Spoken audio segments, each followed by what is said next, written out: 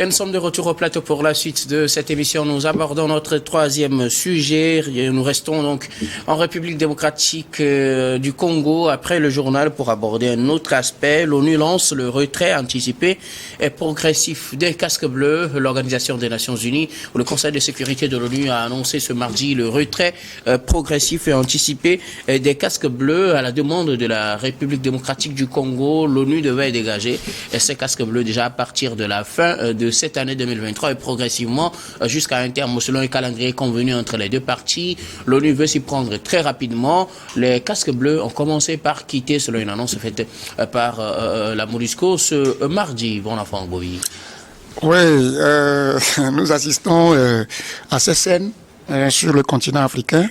Et vous savez, la question qu'on doit se poser d'abord, c'est pour savoir pourquoi il y a l'existence de la MONUSCO. Au fait, c'était en fait pour venir résoudre un problème sécuritaire, protéger la population contre les assauts de l'ennemi de la RDC. Et l'autre question à se poser, c'est que est-ce que les attentes, ce que voudrait la RDC, est-ce que ces attentes-là ont été, c'est-à-dire ont trouvé bon office au niveau de la population de RDC? Je crois pas totalement, oui, parce que lorsqu'on demande les tractations pour que les troupes soient retirées de la RDC, ont commencé à partir de novembre.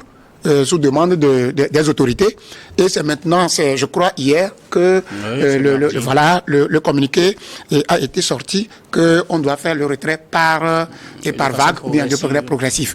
Donc aujourd'hui, lorsque j'ai un problème et je vous appelle à ma rescousse, voilà la feuille de route. Je voudrais que tu protèges ma population.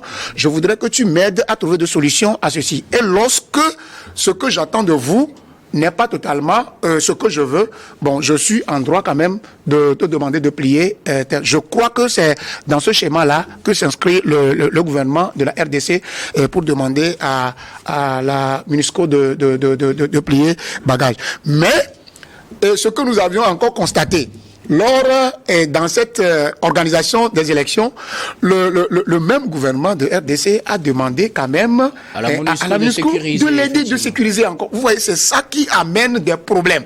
On ne sait pas vraiment ce en quoi on va s'en tenir. Vous demandez à la personne de quitter le territoire, la personne a sorti la personne a fait une déclaration, vous dit que bon, nous allons partir petitement, et au même moment vous avez le même problème et vous demandez encore de l'aide à ces personnes-là. Donc surtout dans le domaine logistique pour pouvoir desservir certaines zones. Vous voyez, nous ne comprenons pas en réalité ce que veulent nos gouvernants. C'est de ça. Donc, pour l'heure, l'ONU a légiféré sur le fait que les troupes quitteront le territoire, mais il y a encore un enjeu. Le même Conseil de sécurité se pose la question, est-ce que l'armée congolaise pourrait être capable de venir à bout, et ce pourquoi les troupes étaient arrivées. Justement. Donc, vous voyez, donc c'est des choses qu'il faut bien calculer avant de... Et on est rentré immédiatement dans une élection. On ne sait pas comment les choses vont se passer vraiment. Parce que je sais qu'il y a des choses, il faut des troupes pour gérer avant l'élection, pendant l'élection et après l'élection. Au cas où ça dégénérait, est-ce que l'armée congolaise serait à bout à trouver des solutions à ce qui va dégénérer? Notre souhait, c'est que ça ne dégénère pas, mais que ce processus-là soit fait dans le calme et que ce que le gouvernement congolais avait en tête avant de demander à la troupe onusienne de quitter, que ça se passe pour le bonheur de tous les Congolais. Alors, la République démocratique du Congo avait demandé à l'ONU de retirer ces casques bleus. La MONUSCO devait quitter donc le pays à partir de la fin de cette année. L'ONU veut anticiper, elle annonce le lancement de ces départs-là déjà hier, mardi, au jour, avant, la veille plutôt, de ces élections, mardi 19 décembre. L'ONU annonce donc le retrait de la MONUSCO de la République démocratique du Congo. Non, je pense qu'il ne faudrait pas créer de la polémique autour de cette histoire de retrait des casques bleus donc du Congo. Vous savez, et je voudrais le rappeler ici parce que, contrairement à ce que nous avons vu au Mali, ce qui se passe au niveau de la RDC aujourd'hui, c'est une démarche à saluer. C'est-à-dire que vous avez en tête de ces États deux idéologies différentes. La démarche entreprise par la RDC, c'est une démarche responsable. Pas de confrontation, pas de discours populiste. C'est-à-dire que c'est une démarche responsable, bien réfléchie, et une démarche qui est à saluer véritablement. Parce qu'aujourd'hui, avant que la MONUSCO ne soit déployée, depuis 1999, aujourd'hui nous avons combien? Ça fait 23 ans. 24 ans, pour être beaucoup plus précis. Donc depuis 2024, et à chaque moment, le mandat de la MONUSCO a été renouvelé. Et contrairement à ce que les gens peuvent dire, sauf s'ils nous brandissent le mandat de ces forces de paix là, qui dit clairement que la MONUSCO ou les casques bleus qui sont déployés ont pour mandat de pouvoir faire la guerre aux différents groupes armés, aux différents terroristes. Mais ce n'est pas le cas. Et justement, c'est là que je ne comprends pas ce que vous disiez tout à l'heure. Mais qu'est-ce que j'ai dit tout à l'heure? Vous avez dit tout à l'heure que c'est une démarche responsable des autorités congolaises, alors qu'ils savent très bien que la MONUSCO, qu'eux-mêmes ils ont souhaité, ne devrait pas venir tirer sur le terrain. Quand je dis démarche, vous avez vu ce qui s'est passé, les différentes étapes, avant que le Conseil de sécurité ne puisse se prononcer sur ce sujet-là. Moi, je n'ai pas vu grande différence. Moi, j'ai bien vu. Moi, j'ai bien vu. Il n'y a pas grande différence. Vous avez vu les sorties tapageuses des autorités maliennes. Vous avez vu cela ou pas? Ils ne sont pas au Mali. Ils ne sont pas au Mali. Vous avez vu les différentes accusations. Il a dit au sommet de l'Assemblée générale. Non, les autorités congolaises ont dit qu'ils regrettent que la présence de la MONUSCO n'ont pas pu contribuer à résoudre ce problème sécuritaire. C'est-à-dire que le choix des mots même compte véritablement. Mais vous avez vu au Mali des réactions tapageuses comme quoi c'était à l'ONU de pouvoir régler le problème sécuritaire que connaissent le pays. Je vous le dis aujourd'hui, ils s'inscrivent en faux. Les casques bleus sont déployés dans des États pour pouvoir, d'abord, leur priorité, c'est d'assurer la protection des populations. La RDC a dit que la MONUSCO a échoué dans sa mission. Non, c'est-à-dire que, mais bien évidemment, c'est-à-dire que quand vous regardez un peu, ils peuvent se tromper véritablement, mais la démarche, moi, je la trouve, c'est mon point de vue, je la trouve responsable dessus. Je la trouve responsable. Sauf que, en analysant de si près, vous voyez que la RDC, ce n'est pas le Mali. C'est un pays 6 fois, 10 fois plus grand que le Mali. C'est-à-dire que, contrairement à ce que les gens disent que, bon, le Mali, c'est un pays qui a une grande... Pas 6 fois, 10 fois, hein. Mais attendez que je finisse. C'est-à-dire que, mais contrairement à ce que les gens disent que, bon, quand vous prenez le Mali, il y a une grande partie désertique.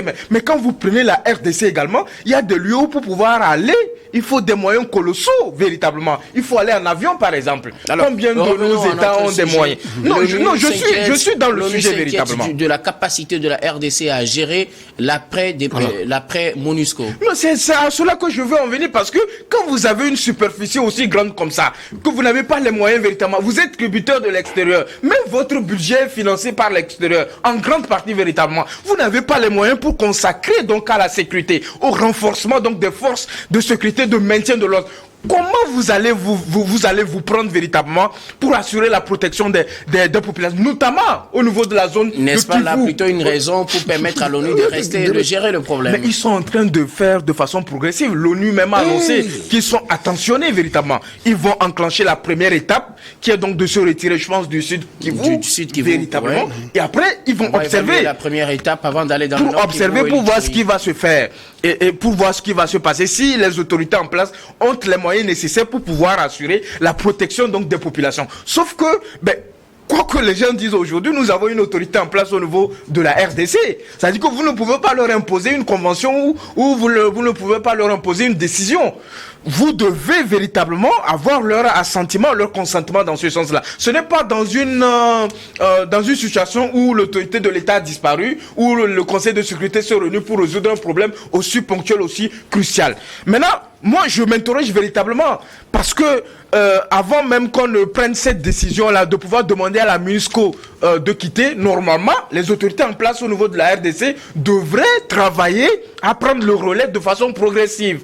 En fait, c'est comme ça. Ouais. Ils doivent travailler à prendre le relais progressif, donc d'abord en renforçant l'effectif donc des forces armées de sécurité de ce pays-là, en déployant les forces au niveau de de ces localités-là qui sont emprunts donc à cette question de violence avec les groupes armés qui sévissent véritablement, dont les populations sont les premières victimes. C'est pourquoi moi je suis laconique. C'est pourquoi je ris quand j'entends le président Tshisekedi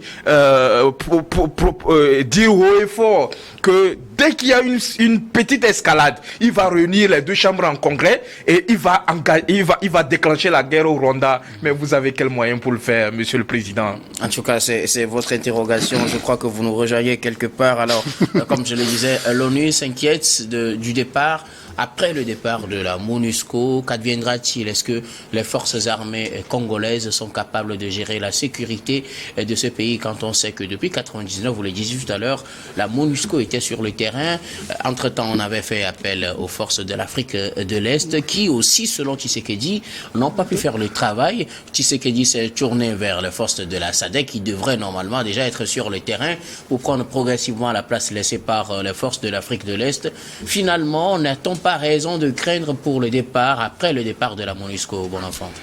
Oui, bien sûr, je viens de le dire tout à l'heure que dans les déclarations des responsables, de certains responsables de l'ONU, l'inquiétude a plané. Ils ont dit que, bon, quand même, ils sont en train de suivre le processus pour voir comment ça. Ça veut dire que il y a une déclaration laquelle consistait à faire partir les troupes, mais ils ont encore des yeux regardants. Au fait, là où ils vont comprendre que les troupes ou bien l'armée congolaise n'arriverait pas à être à la hauteur d'une tâche, je crois qu'on peut encore signer de... Mais je voudrais dire quelque chose concernant ce que... Quoi? Non, je voudrais dire quelque chose concernant ce que M. Samir a dit tout à l'heure. Vous savez, il ne faut pas qu'on tourne autour de la chose.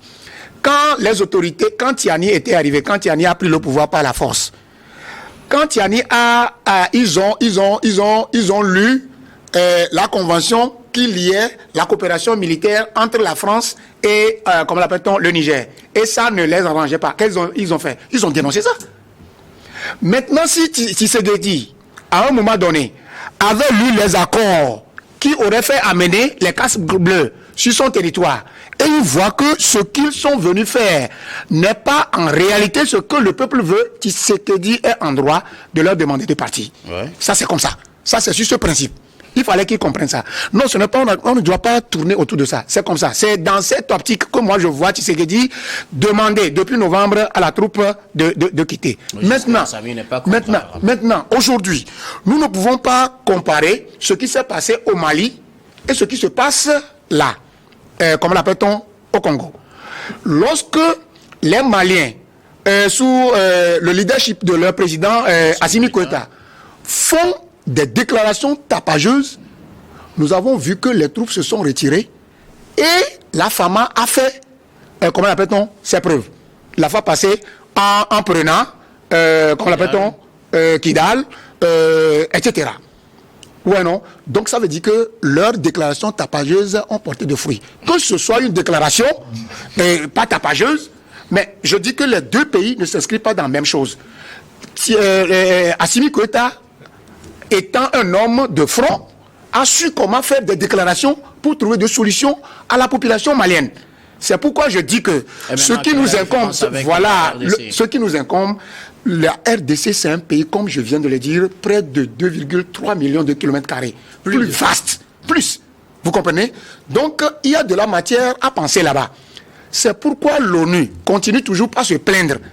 Quoique les troupes seront retirées. Vous partagez ces inquiétudes? Pardon? Vous partagez ces inquiétudes? Je partage ces inquiétudes parce que au moins Samir a esquissé quelque chose tout à l'heure avant de faire. Vous partagez ces inquiétudes. Je parle de vous, pas de Samir. Non. Je parle de ce que l'autre a dit. Je partage l'inquiétude de l'ONU. Pourquoi? Parce que je dis que lorsque vous demandez à quelqu'un de quitter et vous n'avez pas assuré votre derrière, vous risquez de mettre le pays dans un embrasement sans issue. Pour vous, c'est pourquoi je dis n'a pas assuré ses arrières? Non, au fait, je ne sais pas sur quoi Tshisekedi et sur quoi il se pose pour dire aux gens, l'autre, la force de quoi là est venue, et il dit que ce n'est pas bon, l'autre ce n'est pas bon, et en fait, dites-moi, est-ce que vous avez lu quelque part que Tshisekedi est en train de préparer l'arrière du retrait?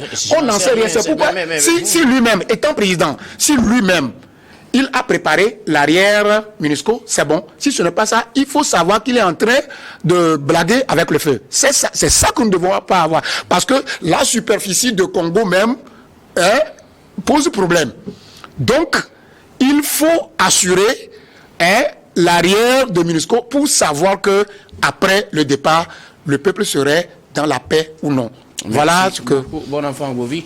Alors, vous partagez les inquiétudes de la communauté internationale quant à la sécurité après le départ de la MONUSCO, ou bien vous pensez que les forces armées congolaises pourraient à elles seules assurer ce travail-là de sécurité, peut-être, hein, on ne sait jamais, avec l'appui de la SADC?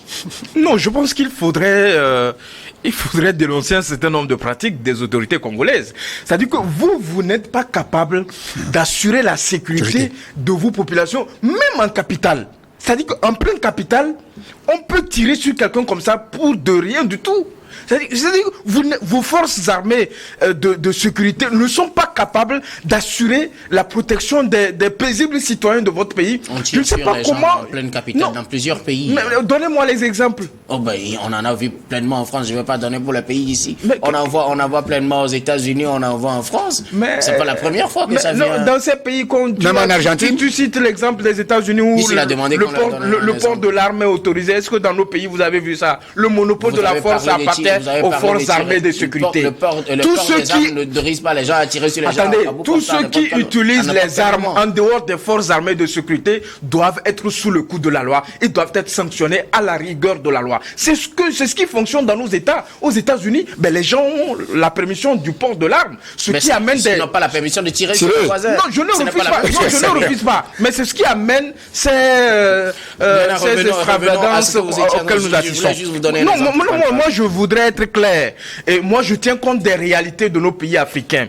En Afrique, la vie de l'humain est sacrée. L'être humain est sacré véritablement. Et nous devons, partout dans le monde. Mais nous accordons beaucoup plus d'importance à l'être humain. Il faut qu'on le dise clairement haut et fort. Donc, je pense qu'aujourd'hui, ce qu'ils devraient faire, c'est que les autorités congolaises doivent pouvoir s'asseoir, discuter avec la MONUSCO plutôt. MONUSCO. Voilà. Discuter avec la MONUSCO, puisque c'est une émanation des Nations Unies. Les Nations Unies, ce ne sont pas seulement les pays occidentaux. Pour revenir sur leur demande. Pas pour revenir sur leur demande, mais de leur aider à prendre le relais au fur et à mesure qu'ils sont en train de se retirer véritablement. Donc je pense qu'il faudrait mettre en place un mécanisme qui permet donc à la RDC de pouvoir assurer la sécurité des populations. Et pour cela, il faut d'abord maîtriser le territoire tout entier qui est énorme et avoir les moyens financiers pour cela. Orosama, nous allons marquer une nouvelle pause puis on revient pour la dernière partie de cette émission.